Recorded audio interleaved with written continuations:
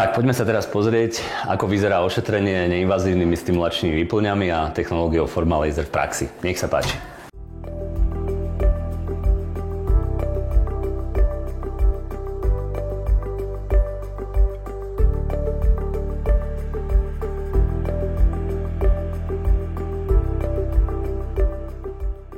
Prvým krokom pri všetkých ošetreniach je dôkladné očistenie pokožky, lebo len čistá pokožka dokáže prijať maximálne množstvo výplní. Pri čistení sa používa produkt BioCleaning, ktorý nám odstráni zvyšky kožného mazu a zlepší penetráciu každej z výplní.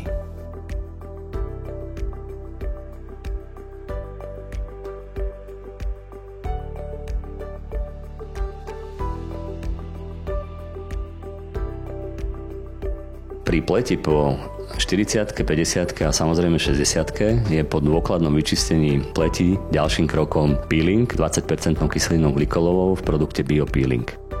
Tento peeling znova zlepší penetráciu jednotlivých výplní a účinných látok z nich a pripraví pokožku, ktorá od veku 40-50 rokov podľa spôsobu života je častokrát zhrubnutá. Tá obnova a olupovanie vrchnej vrstvy pokožky prebieha pomalšie.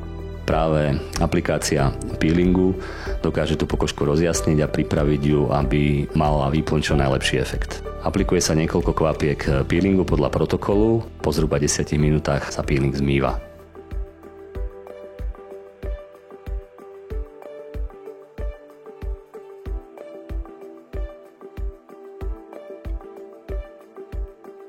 Samotné ošetrenie jednotlivými výplňami začína výberom správnej výplne podľa diagnostiky pleti, podľa veku a podľa potrieb pleti. Ošetrenie začína aplikáciou gelu na ošetrované miesto. Najčastejšie robíme ošetrenie revitalizáciu celej tváre. Začneme čelom.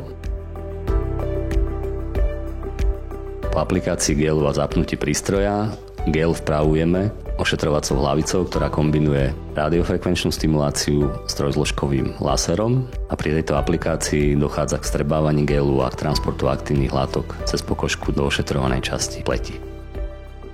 Samotná aplikácia trvá v závislosti od stavu pleti od 5 do 15 minút až do vstrebania celej aplikovanej dávky gelu. Pri aplikácii je veľmi dobre si pleť rozdeliť alebo pokožku rozdeliť na jednotlivé časti a každej časti sa venovať určitý čas od minúty do 2 minút. Čelu, jednej strany tváre, lícam, druhej strany tváre a prípadne dekoltu, ak robíme ošetrenie aj dekoltu.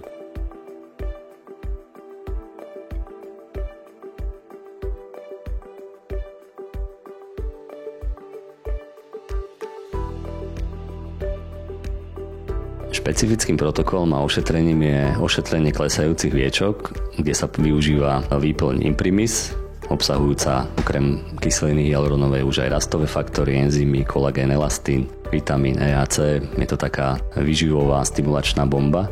To ošetrenie je, ako vidíte, sústredené na okolie očí a hlavne na viečka. Aplikuje sa väčšie množstvo gelu a to ošetrenie sa robí až do vstrebania gelu. Doporučuje sa pridať potom ošetrenie celej tváre alebo dokončiť ošetrenie celej tváre.